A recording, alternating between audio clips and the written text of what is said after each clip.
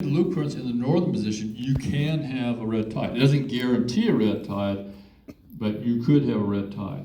Whereas if the loop current is in the southern position, we never see a red tide. You know, it turns out, when you do the physical astronomy, when the loop current's in the southern position, it disrupts that boundary up here. So you can get a lot of mixing up on the shelf. Whereas when the loop current's in the northern position, it forms a very strong boundary here. And so that water tends to get bottled up here, and it's more conducive to a red tide developing. So that just shows some motion of gravity when the loop current's in the northern position and when it's in the southern position. You know, that loop got broken off, you have an eddy going out here, and then you've got the loop current going through the south there. Okay, so if you look at the data, the whole database there, we're going a transect from the shoreline going offshore.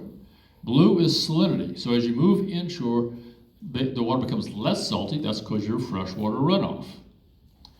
Red is your average abundance of red tide, and obviously much more abundant near the shoreline than offshore.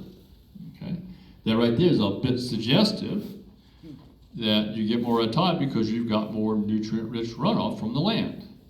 Okay, I've done the same thing, same transect, except this is data from 50, or actually more like 60 years ago now, 60 or 70 years ago.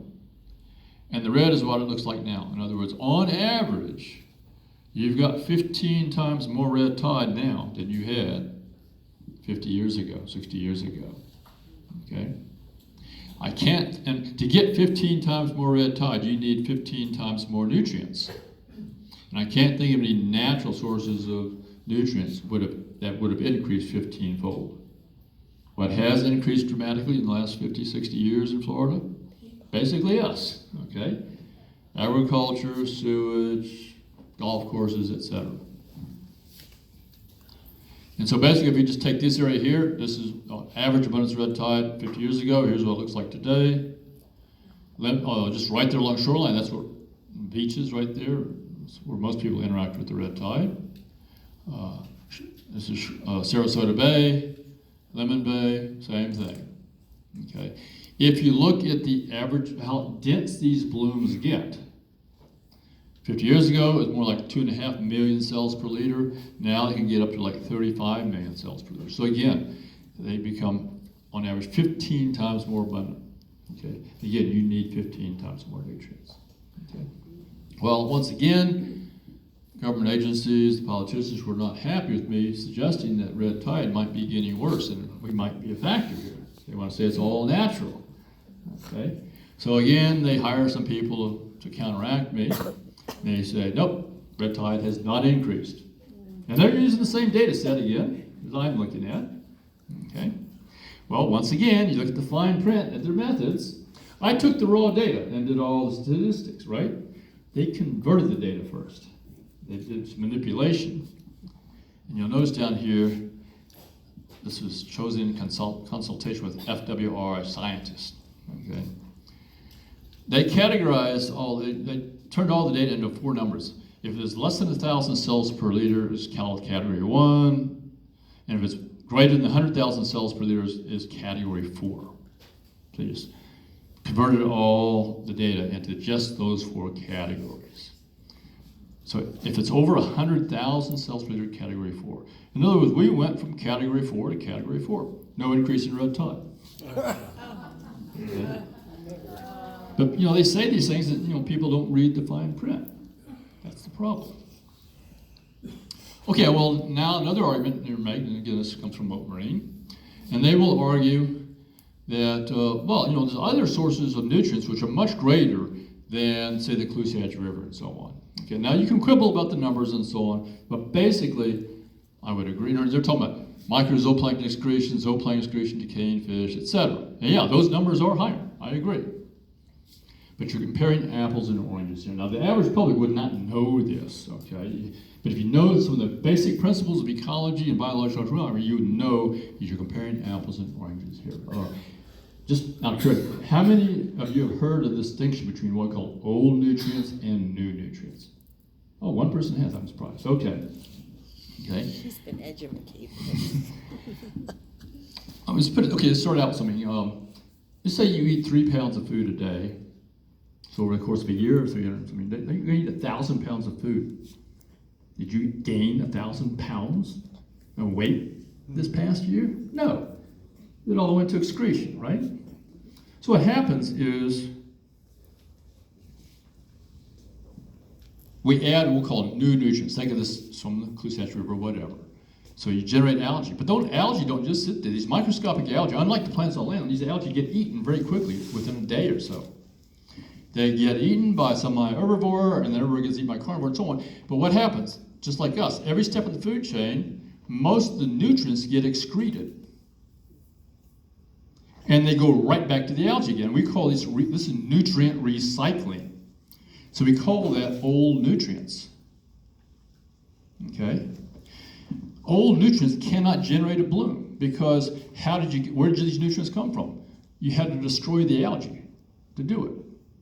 So all you're doing is cycling around and around. You're not generating more algal biomass. These are old nutrients.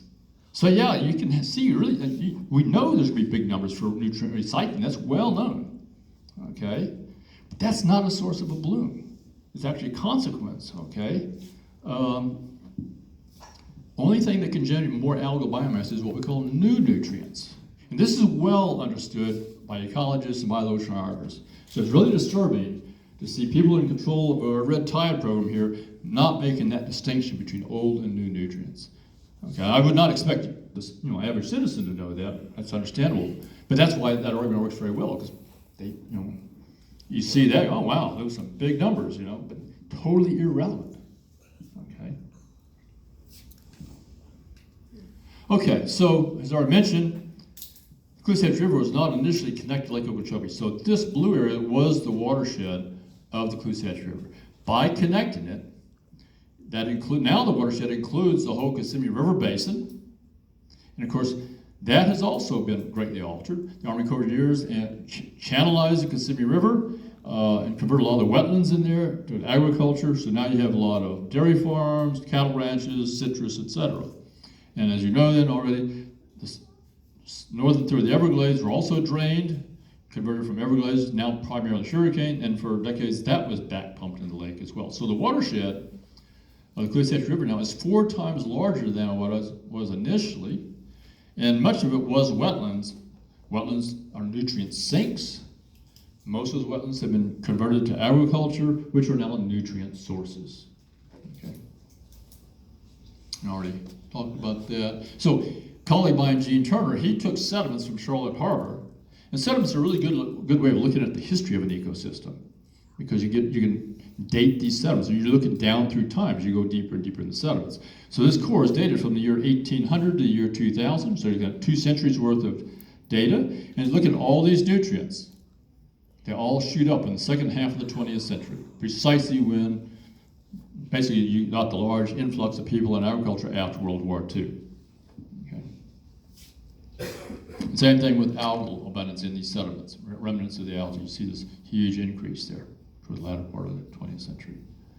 Okay, just seasonality. This is, again, is that average. It's very important to remember this is that average. Okay, from January through December. So blue here is rainfall. So here's our dry season. Here's our wet season, dry season. Orange is flow down the Clusaz River.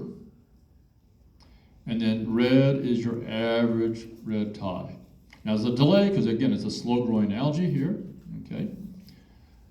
And again, it's important, this is an average, I'm averaging many years. I mean, in reality what happens is you get river flow pretty much every year, but you don't get a red tide every year. As I showed you earlier, you get an algal bloom downstream every year, but sometimes it's seaweed, sometimes it's other types of non-toxic algae, and then some years it's red tide. That's the part we don't understand, the competition between these different species, okay? But you just average it out, yeah, you do tend to get your red tide more in the latter part of your wet season, summer and fall, and sometimes going on into the winter and so on. I'll just show you really quickly 3 sequences, give you a feel for this. So we're gonna look at 2001 first.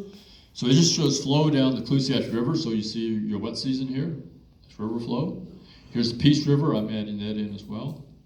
So we're going to ignore the left-hand side, just look at the right-hand side for now. Okay, so here, and the width of a blue line here tells you how much water is coming down the Clusaz River, Peace River, and so on. Black dots means a sample was taken and there's no red tide. And the larger the red dot means the higher abundance of red tide. And we're just going to go month by month. So we're starting here in January during the dry season. Okay, February, so it's very boring, nothing happening. Okay, so a little bit of water, in the beginning of the wet season, a little bit of water coming down the rivers here. And now you see red tide developing, and the current's going to carry it along the coastline there. And eventually it dies away. Let's move into the winter time. Okay, now we'll look at 2006, same thing. Here's flow down the Kusatch River, Peace River. So we start out the dry season.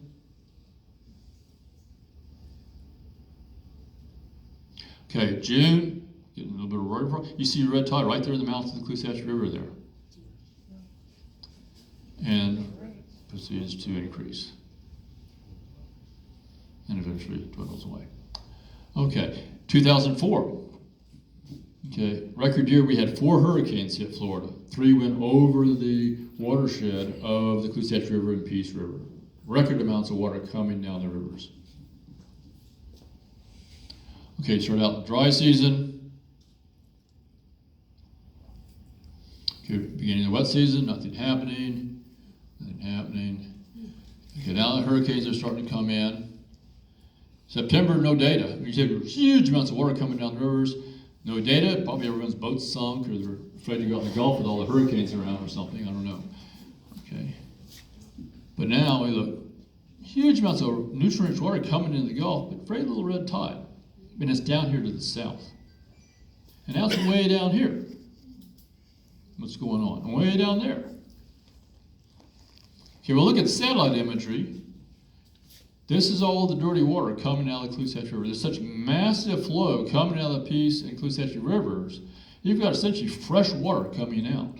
It's nutrient rich, but it's also fresh water. Karenia brevis, the red tide doesn't live in fresh water. It doesn't like fresh water. Okay? And so it can only live down here where the fresh water is mixing with the seawater. So you get enough salt in there, then it can live. So it's right there where you get the ideal mixture of nutrients from the freshwater and salt from the seawater here. So you get it right there at the front, essentially, of that plume. Okay. And this then led to like a 17-month-long red tide. Okay, and it went from late 2004 to early 2006. Okay, massive red tide, similar to what we've had this past year. And my colleague in physical oceanography, she took the data where we knew the red tide occurred at that front, and she could do the physical oceanography, run the computer models backwards. Not surprisingly, you can see where that came from the mouth of the Kusatch River. Okay, health effects. Okay, well, initially this is known as neurotoxic shellfish poisoning because that toxin, well, the algae gets taken up by shellfish and so on. It doesn't affect the shellfish, it only affects vertebrates. Okay, so if you eat the shellfish, you would get very sick. That's very rare now because the state does a good job of monitoring red tide and they shut down the fishery. They're not allowed to harvest shellfish if there's red tide present. Interesting, however, and I'll come back to this a little bit later on. If you look at the hospital records, during times of red tide, you do see like a 40% increase in gastrointestinal, people going to the hospital for gastrointestinal disorders. I'll come back to why I think that might be. The major effect these days is the aerosol. That toxin gets into the air, irritates your eyes, nose, throats, and lungs. You're all familiar with that. And again, if you look at the hospital records, during times of red tide, you'll see about a 50% increase of people going to the hospital for various types of respiratory distress. Okay.